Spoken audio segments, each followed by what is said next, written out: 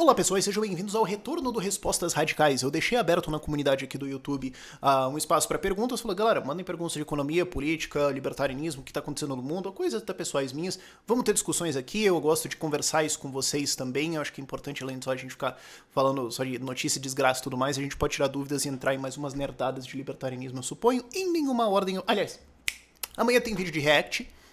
Tem um vídeo que vários de vocês me pediram, Rafael, como é esse negócio aqui? E eu fiquei muito tempo sem fazer React pra achar a paia. Mas eu falei, vamos testar, e eu me diverti fazendo isso. Talvez domingo vire o dia do React, não sei. Mas vamos lá. Perguntas em nenhuma ordem de importância. Todas elas são igualmente importantes. Eu adoro vocês. Em uma sociedade anarcocapitalista, onde os tribunais são privados e escolhidos pelas partes envolvidas, não necessariamente, como se procede quando uma das partes se recusa a concordar com qualquer tribunal para julgar o crime? Não, eu peguei essa aqui porque é a que mais teve likes, então vamos começar com isso. Não, vamos lá. A ideia de você ter justiça privada, que parece estranho das pessoas ouvirem, é você ter justiça como um serviço. E isso parece estranho para as pessoas, que a gente pensa, tipo, então vou ter que pagar o tribunal e tudo mais. Você já paga com imposto, tá? E, tipo, existem custas de processo, essas coisas. Mas parece um pouco alienígena para as pessoas. Mas faz muito mais sentido você pensar um produto de uma cidade. Quer dizer, o que é você criar uma cidade? É você criar um espaço onde negócios podem ser feitos, onde transações, relações, instituições, contratos, relações humanas, inclusive, né, não só as financeiras, mas relações individuais, amizades, romances, tragédias, chifres, podem acontecer. E você tem um sistema onde as pessoas se sentem seguras e protegidas, e parte disso, boa parte disso, é prover segurança. Não só a segurança policial contra coisas imediatas, mas a segurança de que se alguém tentar fazer alguma gracinha, vai ter algum sistema de justiça que vai caçar e punir o cara. Criar este espaço é um produto. Quer um exemplo? É um shopping. Um shopping é um produto disso. Mas um shopping é um exemplo extremamente limitado. Tá, mas eu estou tentando criar um espaço onde existem regras, onde existe uma segurança, onde existe um conforto, existe um atrativo, onde existe um negócio, e eu estou tentando trazer pessoas para ganhar dinheiro ali. Né? E vai ter relações pessoais também humanas, romances, amores, chifres. Então, você pode pensar isso no nível de uma cidade. Então, assim, não necessariamente as partes escolheriam os tribunais. Você pode ter uma cidade com um tribunal. Um exemplo hoje é os Emirados Árabes. Não que os Emirados Árabes sejam um exemplo de cidade privada no Capistão, mas o que os Emirados Árabes fizeram? Eles falaram, cara, nosso sistema de justiça, assim, ninguém se importa, ninguém liga, ninguém gosta. O pessoal gosta desse negócio como um law britânico. Tá. Faz uma legislação paralela que quem vem fazer negócios e morar aqui e tudo mais está dentro dessa legislação. Traz os juízes de lá. Tem essas regras aqui, tem esse regramento aqui. A gente pode, inclusive, ir alterando isso conforme fica confortável para as pessoas. Faz zonas especiais aqui de negócio. Tem zona especial para todo tipo de indústria lá dentro. Então você pode vir lá, colocar o seu negócio. Para você ir, custa $5.500, que é o custo de você abrir a empresa, patrocinar o seu visto e tudo mais. Você vai para lá e paga 0% de imposto de renda. Vai ter esse sistema de justiça e a gente garante que ele funciona. Então, se você quiser vir fazer negócios pagando 0% de imposto de renda, você só paga 9% de imposto corporativo se a sua empresa lucrar mais de $100 mil por ano. E o VAT é tipo 5%, que é o IVA, né, deles. Se você quiser isso, você vem fazer negócio aqui. Deu certo. Eles criaram, os Emirados Árabes cresceram fantasticamente com isso. Então eles criaram uma cidade, ou cidades ou espaços com um sistema de justiça paralelo ao deles, inclusive. Claro, se você tá com o passaporte deles, se você é árabe e tudo mais, você tá no sistema de justiça deles, outras coisas. Mas eles criaram um negócio paralelo. Então, assim, não necessariamente você vai escolher o sistema de justiça. Essa cidade tem esse produto. Se não gostou, afuera. Você não é obrigado, eles também não, certo? E aí cidades podem competir em qual que tem o melhor sistema, o melhor... Enfim. Isto posto, se uma parte se recusa a aceitar o julgamento, foda-se. Vamos lá, vamos ser super técnico. Foda-se, porque o ponto de um julgamento não é convencer o réu. Vamos lá. Se você tá sendo assaltado e você tá armado, certo? Alguém chega e te assalta e você tá armado e você responde, o cara rouba teu relógio, enquanto ele tá correndo, você puxa a arma, 3 azeitonas nas costas e pega o seu relógio de volta. Você tá certo. Justo, perfeito, nenhum problema. Certo? Se o tempo passa um pouquinho, então digamos assim, o cara andou 3, 4, 5 quadras, aí você foi atrás do cara, achou ele, pegou seu relógio de volta, teve que despachar o cara, ninguém vai sentir falta, também não tem nenhum problema. Só que, passado um certo tempo, espaço e tudo mais, alguém pode achar a situação meio estranha. Tipo, um terceiro tá vendo ali, tem alguém andando assim com o relógio, chega um cara, meteu uns tiros nele, pegou o relógio e foi embora. Quem é o assaltante que é o assaltado? Certo? Então, o que você quer ter nessa situação é algo que você pode mostrar para os outros, no caso a sociedade, de falar, pessoal, eu irei usar de violência. Okay? Muita violência será usada agora. Porém, este uso de violência é justo, é correto, porque esta pessoa fez A, B, C e D, eis as provas, ela teve a chance de se defender, isso foi validado por um processo jurídico, de devido processo legal, um juiz falou, de fato, o vagabundo vacilou mesmo, e eu estou aqui executando o que eu precisei fazer, porque ele não quis devolver as coisas pacificamente, se ele quisesse, o troço não tinha nem propósito. Então agora vocês estão informados, o processo aconteceu, está válido, eu irei executar violência contra o réu, que está condenado, para reaver minha propriedade, ou executar alguma coisa, enfim, que foi considerado justo que foi feito. E se o cara discordar? Foda-se. Não é relevante isso. Ah, mas e se ele fugir? Aí isso vira parte do produto, inclusive, quer dizer, do produto cidade. Quer dizer, você é capaz de reter alguém para julgamento e efetuar punição e restituição dos danos caso alguém cometa um crime aqui dentro? Porque se você consegue garantir isso muito bem, a sua cidade tem mais valor. Você consegue caçar o cara em outro lugar, alguma coisa assim, certo? Você vai em níveis de complexidade, mas o consentimento do réu é irrelevante. Ah, e se ele não for? Às vezes a galera pergunta, se ele não for? Foda-se. Ele tem o direito de defesa. Bom, vamos lá, devido processo legal. Nós temos apresentação de provas, direito de defesa e tudo mais. Ok. Ele foi notificado? Foi. Ele foi notificado. Nós conseguimos mostrar que ele foi notificado. Ele sabe disso? Ok. Ele sabe desse julgamento? Sim. Ele sabe do que ele é acusado? Sim. Ele sabe das provas? Sim. Ele não quis vir. Ema. Cada um com seus problemas. Vai ser julgado a revelia, o julgamento foi. Você não apresentou defesa, resolvido, cara. Você não pode depois falar assim, mas eu não concordei com isso. Vem cá. Você entrou nesse espaço, você consentiu com as regras, você assinou o contrato, tudo mais, beleza. E dentro disso tava que se você fizesse A, B e C, você ia ser julgado assim, você concordou e agora vai ser executado. Ah, eu não gostei. Você assinou quando você entrou. Resolvido. Aquela me alonguei porque... bem complicado, mas vamos tentar ir mais rapidinho aqui. Em uma sociedade ANCAP, quem cuidaria de questões financeiramente irrelevantes, como, sei lá, preservação da arara azul? Tipo assim, o que não dá lucro. Cara, se tem uma coisa que rico faz, é fazer merda que não dá lucro. Tipo, sabe? E eu vou te dar um exemplo factual. Ok, peraí. Eu vou te... A reserva do Ibitipoca, em Minas Gerais, era um parque estatal pequenininho, ao redor de uma montanha, de uma preda ali. E uma pessoa de um patrimônio, que é um patrimônio, ele não gosta muito de aparecer, de se colocar, eu também não quero ficar colocando nome, foto e tudo mais. Ele falou, eu gosto da natureza. Sou libertário, tenho muito dinheiro, eu gosto da natureza. Gosto desse parque, aqui tinha uns bichinhos. Os bichinhos deviam estar aqui de volta. Esses macaquinhos deviam estar aqui de volta, a natureza é importante. Sabe o que eu vou fazer? Eu acho que esse parque devia ser maior, eu quero preservar a natureza. Eu vou comprar todos os terrenos ao redor desse parque e eu vou fazer nada com eles. Nada. Eu vou deixar só rewilding e a natureza vai voltar. E aqui eu vou reinserir animais. E eles têm em Ibitipoca, esse livro aqui, eles estão reinserindo macaquinhos e vários outros animais. Inclusive, uma vez quando eu tava lá, eu tava conversando com ele falou, cara, eu quero soltar arara aqui, mas não posso. Ele recebe animais que são resgatados pelo IBAMA e tudo mais, porque ele tem ali espaço e tudo mais, só que tem toda uma certificação pra receber isso. Ele falou, cara, tem arara pra receber aqui, pra gente receber aqui no espaço, tá? Um puta parque gigante que ele construiu dele. E eu queria soltar essas araras aqui, mas eu tenho que provar pro IBAMA que tinha arara aqui, tipo assim, 2000 anos atrás.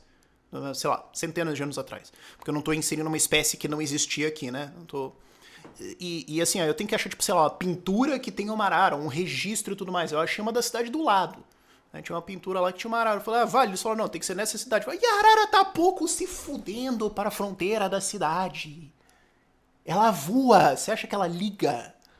Se tinha arara na cidade do lado, por suposto que tinha arara aqui. Não é um...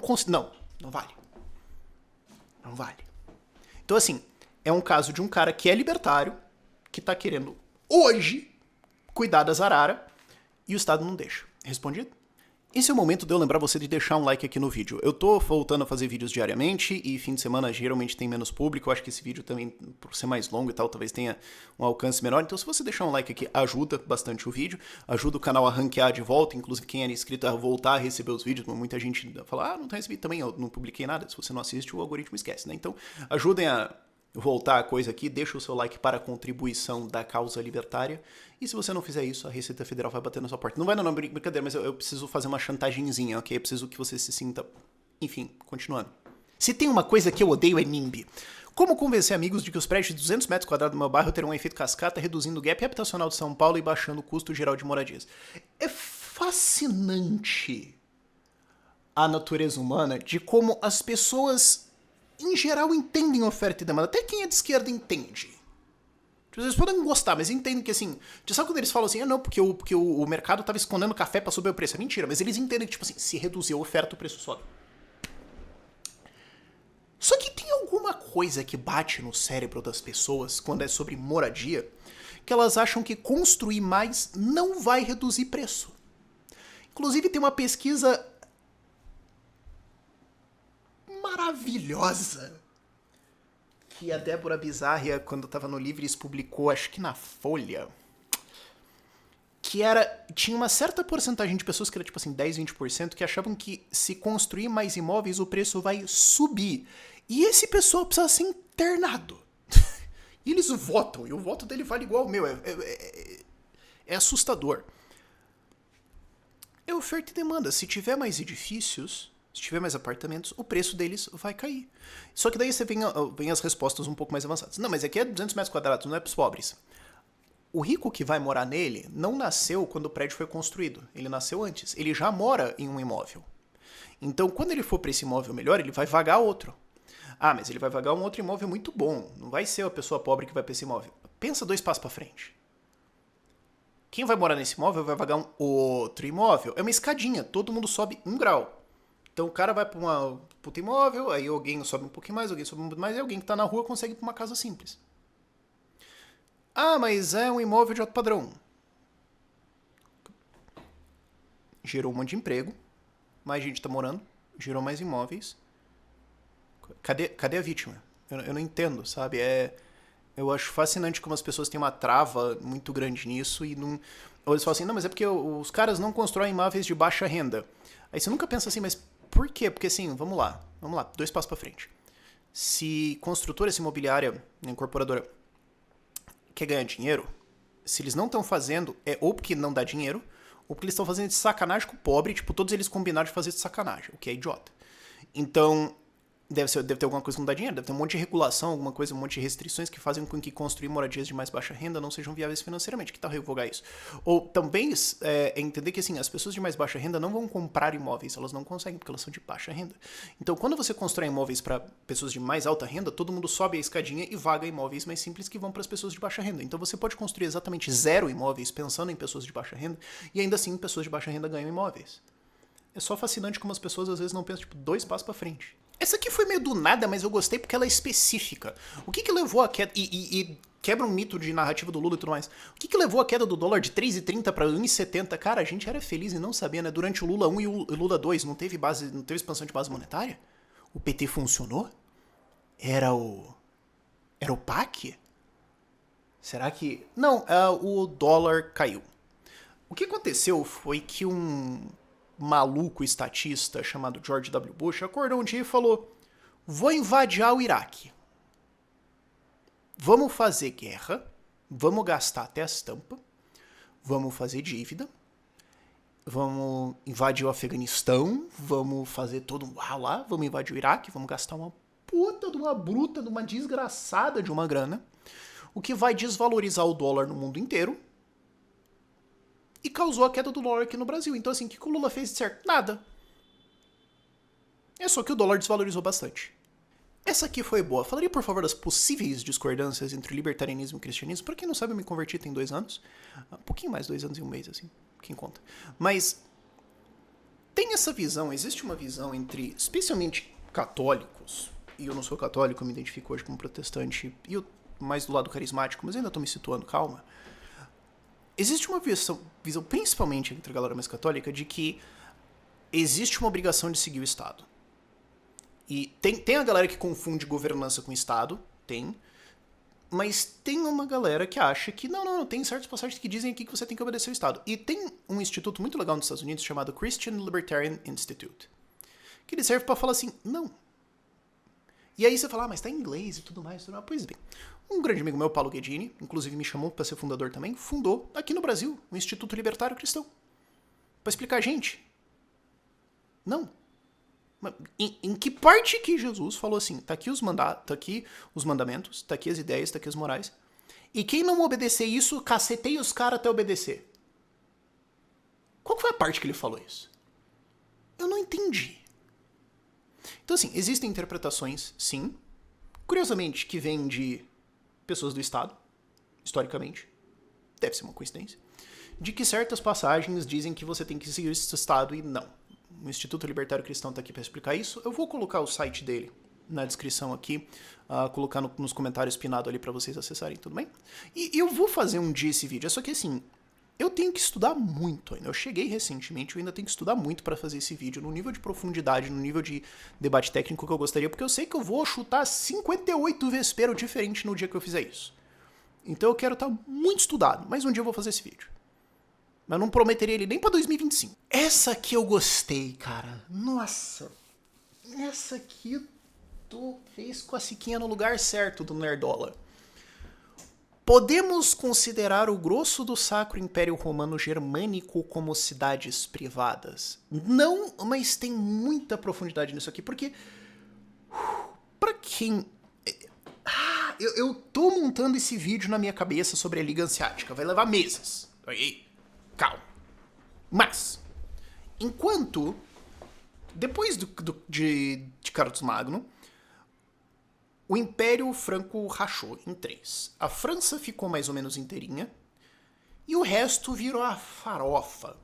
Um border war, que é quando você olhava para o mapa medieval, você via um monte de pontinho para todo lado, e isso era tratado como uma coisa ruim. Né? Você provavelmente ouviu isso na sua aula de história como uma coisa ruim. Não era um estado centralizado e tudo mais. Agora você já tá pensando, pera, então. Você tinha o Império Romano, que era supostamente encarregado da defesa da fé, blá, blá, blá, lá do terreno, enquanto o Papa era a parte espiritual, blá, blá, blá. E o imperador tinha um certo grau de controle em cima das cidades, das áreas dos duques e dos reis embaixo disso. Que variava bastante entre completa piada e até que se pá mandava um pouquinho. E embaixo disso você tinha uma situação de conflito e alianças variando muito grande entre regiões que às vezes eram extensas, às vezes eram muito pequenas e às vezes eram cidades. E muitas dessas cidades eram cidades livres imperiais, que compravam a sua liberdade. Quer dizer, elas não respondiam a um duque, a um conde, alguma coisa assim. Elas eram livres independentes que tinham suas formas de organização, especialmente na língua asiática você tinha os diets, que eram os conselhos delas. Variava bastante. A gente tá falando de uma coisa aqui que variou ao longo de, 1000 anos. Okay? Estamos sendo bem grosseiro aqui. Mas você tinha gestões diferentes. Então você pode dizer assim, não, mas porque elas eram cidades livres, então era encapistão? Não, porque ainda tinha uma organização estatal em cima. Tinha imposto, não tinha consentimento pleno, não tinha propriedade privada plena e tudo mais. Agora são exemplos interessantes pra gente estudar. Isso quase nunca é ensinado nas aulas de história, eu não estudei isso, eu não conheci alguém que estudou isso, geralmente será colocado como tinha cidades pequenininhas idiotas, negócio lá que a pessoa ficava ganhando dinheiro, mas o importante era os impérios e as coroas, França, Inglaterra, blá blá blá, Idade Média todo mundo era burro, a igreja queimava todo mundo no poste, aí todo mundo era idiota, e depois veio o iluminismo e tudo melhorou. Geralmente é isso que você ouviu. Tá tudo errado, mas enfim... O ponto é, você tinha certas cidades ali que formaram ligas. Você tinha a Liga Asiática, que eu acho que foi extremamente importante pro desenvolvimento da humanidade. Eu acho uma canalice absoluta que ela é ignorada. Tipo, é difícil de até encontrar conteúdo sobre eles. Até porque, assim, tá bom, os caras estavam preocupados em ganhar dinheiro e não ficar contando a história deles, porque não eram reis e tudo mais que ficavam se lambendo. Eles estavam mais preocupados em só ganhar dinheiro e toque. Então eles também não ficaram muito preocupados em registrar muito a história deles, as coisas assim. Mas geralmente historiadores também não estão interessados muito neles, porque era só uma liga pra ganhar dinheiro. Não era um governo, não era um rei e tal, não tinha uma história. Mas é curioso, eles chegaram ao ponto até de ter poder de destituir, de vetar uma nomeação monárquica da Dinamarca. Tipo assim, não, esse cara vai ser rei. Eles podiam chegar e falar assim, não, traz outro. Mas enfim, Tinha outras ligas também, tinha outras 3 principais, eu não vou lembrar os nomes delas agora, mas tinham várias ligas que eram feitas entre essas cidades, então era um sistema de gestão diferente. Não dá pra dizer que era libertário, mas é uma gestão descentralizada, com uma não continuidade territorial fascinante, com uma bagunça completa. Em geral, com um sistema de lei paralelo, muitas vezes lex mercatoria, o lex mercatoria, eu sempre confundo, que é um sistema interessante.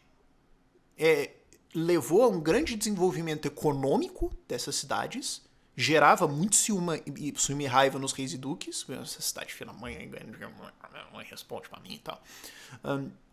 Foi muito importante pro desenvolvimento cultural, pro desenvolvimento teológico, pro desenvolvimento intelectual da região, essas cidades, por justamente serem bem sucedidas nessa parte de comércio. Então, assim, essas cidades independentes são interessantes de estudar. Eu quero um dia fazer mais conteúdo sobre isso, porque eu acho interessante do ponto de vista história econômica falar, é um sistema de gestão diferente aqui. Mas os caras também fizeram umas merda. Então não eram cidades pretas. Tipo, tinha umas coisas assim, era cheio de monopólio, eles chegaram a declarar guerra. Quer dizer, a Liga Asiática nunca declarou guerra a alguém. Mas assim, eles voltam a fazer uns negócios que você falava, mano, isso aqui tá muito estatista, ok? Mas, claramente, no contraste em relação a todas as outras formas de governança que tinham ali perto, eram obviamente as preferíveis. Se você tivesse vivo nessa época, obviamente você gostaria de estar numa cidade dessas. Não tem debate. Então, assim, não são cidades privadas, mas foi uma luz de liberdade importante, foi uma luz de desenvolvimento econômico e cultural, intelectual, humano muito importante. E é uma puta canalice o fato de que isso não é contado nas histórias, nas aulas de história, e eu um dia gostaria de fazer alguma coisa sobre isso. Essa aqui eu escolhi pra incomodar. Por que o anarcocapitalismo não é levado a sério? E não é. Vamos ser sinceros. E eu deixei até uma resposta aqui pra discordar dela. Basicamente porque é radical demais pra maior parte da população. O comunismo só tem mais relevância porque ele foi mais aplicado, porque teve a Rússia como um grande exemplo e tudo mais. Eu entendo de onde você tá vindo com essa vibe, cara. Mas você entende que a tua resposta é basicamente... Ai, eu sou muito refinado pra eles me entenderem.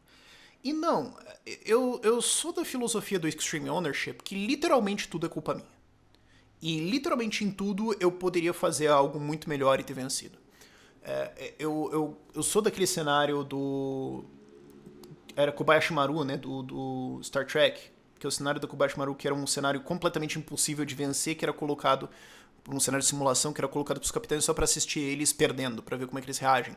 E daí o Kirk vai lá e hackeia o negócio e ganha, e todo mundo fica tipo, não, mas não era pra você ter ganho. Não era pra eu ganhar o cenário? Eu ganhei o cenário, hackeando. Eu ganhei o cenário. O desafio é ganhar o cenário. Eu ganhei o cenário. Fala dele. Eu sou dessa filosofia do Kirk que assim, tem um jeito de você ganhar. Cheatando? Mas eu ganhei. Fala dele. Então... E eu gosto do Milley porque ele acabou com a desculpa de todo mundo. Quer dizer, tinha um monte de gente que diz essa posição assim de... Ai, não, porque... E, de novo, eu não sei quem é o cara que comentou isso, eu não tô levando o pessoal aqui, mas muita gente tem essa visão assim, não, é radical demais pra maior parte da população. Por que o Milley ganhou, então? O Milley ganhou. Então, claramente é possível. Então, a gente precisa de uma nova explicação aqui, porque essa aqui não tá fazendo sentido. O anarcocapitalismo não é levado a sério porque... a gente não fez um bom trabalho. Essa é real, cara. Que, assim... eu não ligo do que a esquerda acha. Se eles não gostam da gente, caguei. Agora, assim... por que as pessoas não conhecem mais? Por que as pessoas não respeitam mais, não se interessam mais e tudo mais? Porque a gente, e eu me incluo muito nisso, me culpo muito por isso, não foi bom no nosso trabalho de explicar as nossas ideias, de apresentar lideranças e pessoas que você olha e fala interessante, de criar comunidades, de criar espaços, de criar, pensa igreja, de criar espaços, comunidades, relações humanas, instituições que as pessoas olham e querem participar. E isso falhou em atrair as pessoas. A culpa é nossa. Tipo, você tem uma ideia e você tá certo e ela não tá vendendo. Sabe, assim, sabe o que soa? Aqueles empreendedores, tipo, não, mas porque o meu produto é fantástico, a minha gestão é muito boa, a gente é muito inovador, a gente tá disruptando e tudo mais. Quanto dinheiro você tá ganhando? Nenhum, tô falido. Não, peraí. Os dois não cabem na mesma casa. Ou o teu produto é do caralho, ou você tá falido. Mas tem alguma coisa errada. Tipo, teu marketing é ruim, alguma coisa, tá? Porque assim, você não pode ter empresa perfeita com produto perfeito e tá falido. Então, assim, se a gente tá certo, e a gente está certo, e a gente não tá convencendo todo mundo, nós não estamos sendo bons em nos comunicar, e não só logicamente, porque não é só o argumento, mas em apresentar. Em colocar algo para as pessoas que elas olham, levam a sério, que elas se sentem convidadas. Isso vai variar de pessoa para pessoa, não é universal, não vai ter um formato e tudo mais.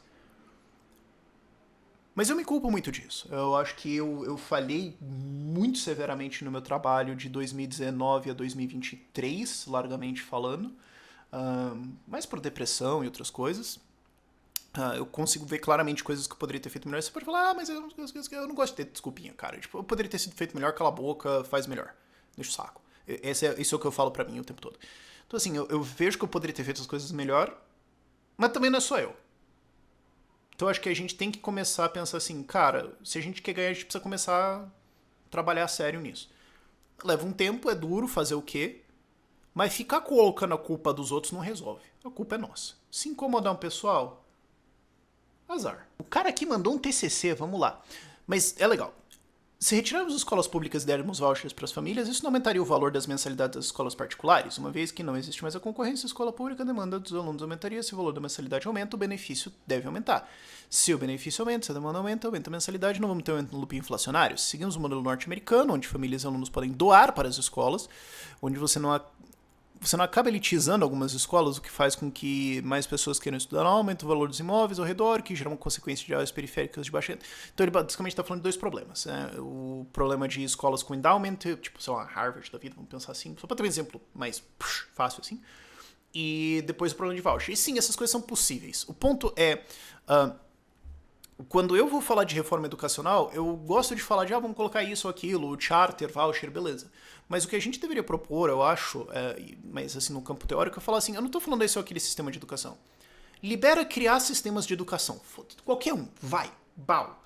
E a gente pode cair num negócio tipo The Beautiful Tree. É um livro que eu sempre recomendo para as pessoas, A Bela Árvore, que ele narra como, dentro de favelas em vários países pobres pelo mundo, pobres lá dentro fizeram escolas clandestinas, privadas, cobrando mensalidade, e as pessoas preferiam colocar os seus filhos lá e pagar mensalidade do que na gratuita, e o desempenho acadêmico delas, muitas vezes com menos infraestrutura ou até sem banheiro, era melhor do que as escolas públicas. Então a pergunta era, quem que vai educar os pobres? A resposta é eles mesmos, e tem ampla evidência disso. Eu adoro esse livro. Tipo, eles exorciza qualquer socialista, porque os caras perdem o argumento completamente. Inclusive, o autor fala que quando ele começou a apresentar esse argumento e os dados e tudo mais, falaram para ele parar de apresentar isso porque tava incomodando.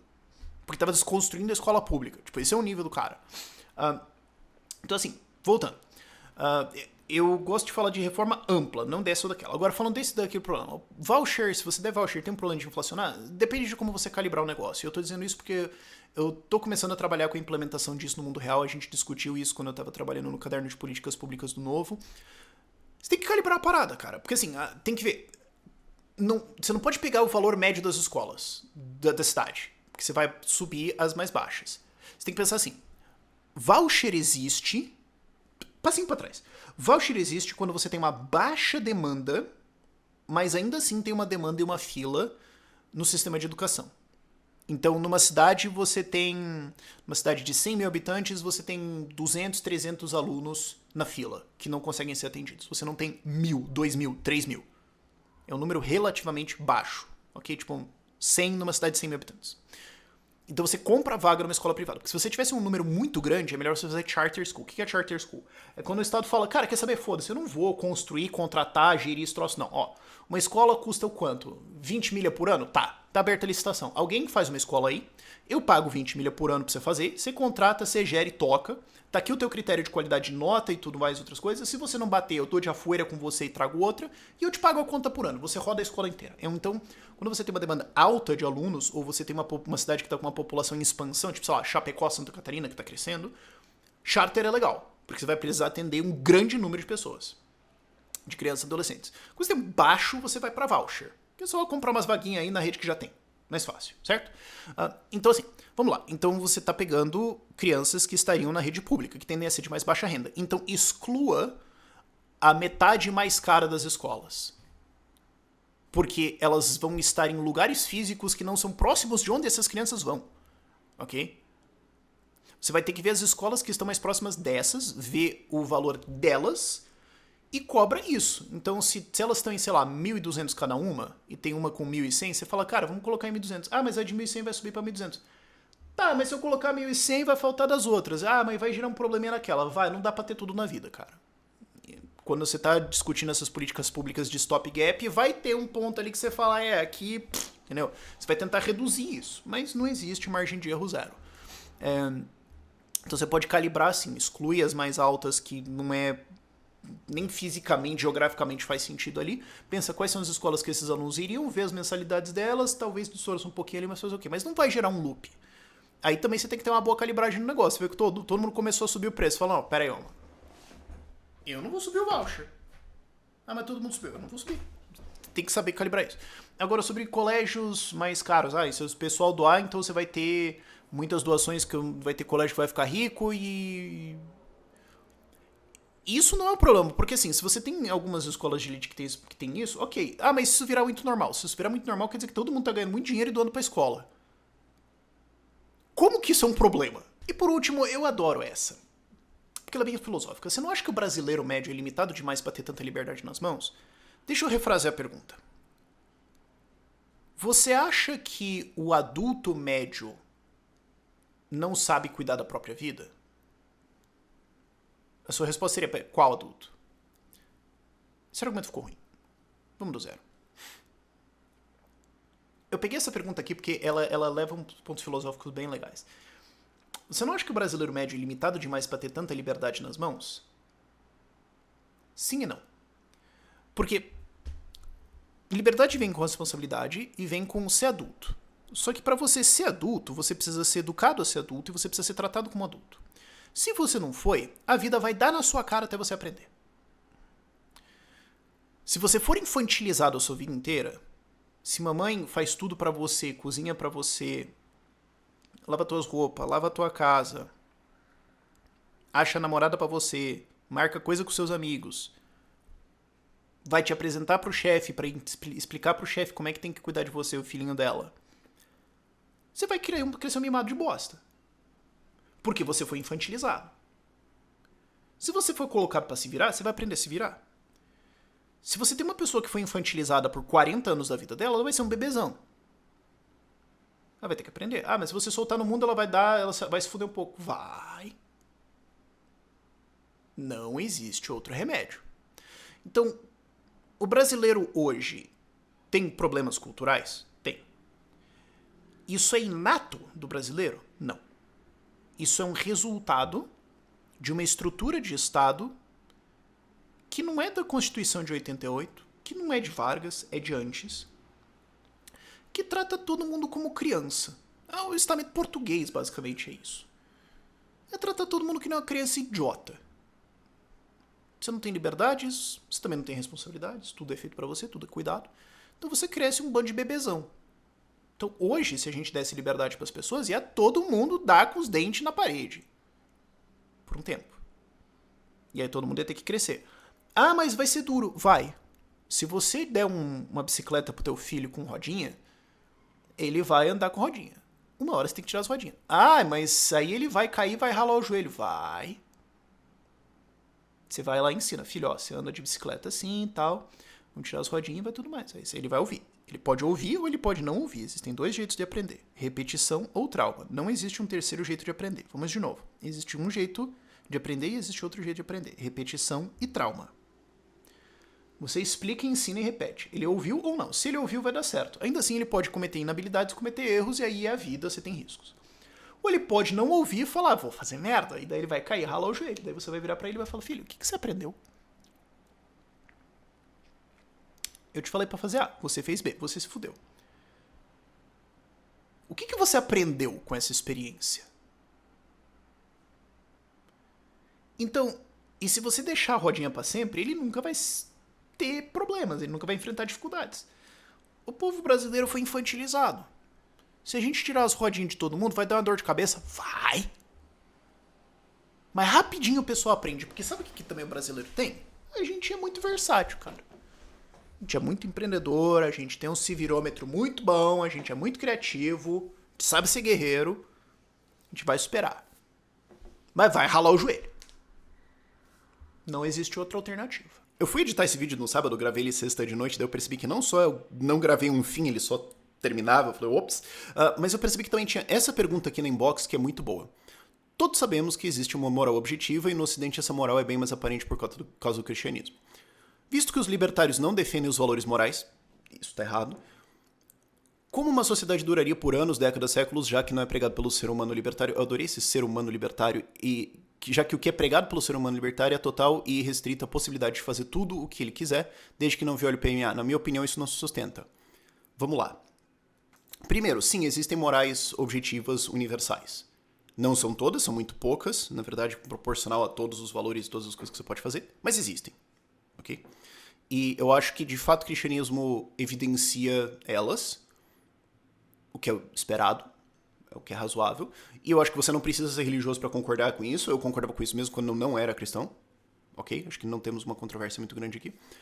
Mas o ponto dele aqui de libertários não defendem os valores morais, eu não sei exatamente o que ele quis dizer com isso. Mas tem aquele jeito de... E pessoas do lado direita conservador têm essa visão de que libertários, porque a gente é a favor de, por exemplo, legalização das drogas, a gente acha isso legal ou bonito, sabe? Uma vez o Nando Moura, quando a gente tava trocando vídeo lá em 2016, ele falou, então quer dizer que se eu sempre lembro disso, porque foi, tipo, talvez um dos argumentos mais burros que eu já vi na minha vida. Então quer dizer que se a minha filha quiser usar crack no meu colo em casa, eu tenho que aceitar. Você entende que tem um salto nonsense aí? Mas tem gente que acha isso. Porque a gente acha que essas coisas deveriam não ser crimes. A gente acha isso legal e bonito ou moralmente equivalente ou neutro ou indiferente em relação a cuidar da sua própria saúde e não usar drogas, sei lá. E não é o caso. Moral só existe, e isso aqui eu citando Ayn Rand, não que seja ela que inventou isso aqui, mas Ayn Rand não sendo religião, inclusive sendo anti-religião. Moral só existe na opção, na disponibilidade, na possibilidade de não ser moral. Certo? Então, se eu coloco uma arma na sua cabeça e falo pra você ser uma pessoa boa, cuidar da sua saúde, treinar, fazer dieta, entendeu? Anarcomarombismo, você não é uma pessoa boa, você só tá com uma arma na sua cabeça. Você não entendeu a importância desse valor. Você não entendeu por que isso é bom pra você e pras pessoas ao seu redor. Você não entendeu os problemas e pra você e pra sociedade que vão ser causados caso você não faça isso.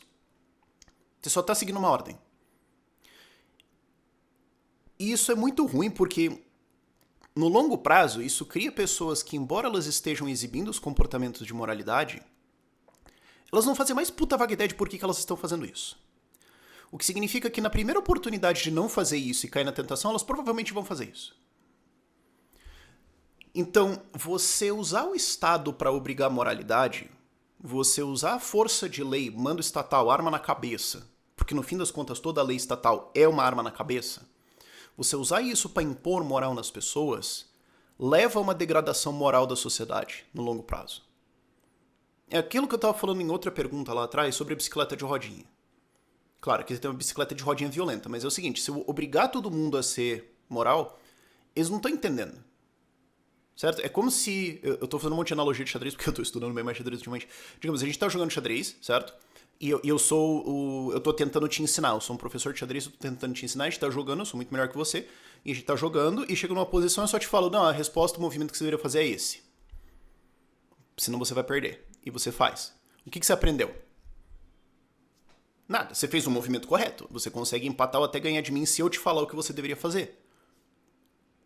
Mas você não tá aprendendo nada. Certo? Então, moral precisa ser voluntária.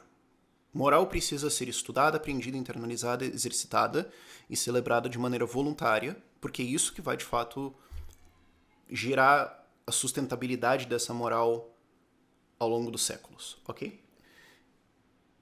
E segundo, libertários evitam, eu sei que eu faço isso, falar de as nossas morais pessoais dentro de uma discussão de libertarianismo, para que outras pessoas que discordam delas não se afastem de libertarianismo por causa disso. Ok? Então, por exemplo, eu sou a favor da legalização das drogas, eu nunca usei drogas, eu não tenho o menor interesse nisso.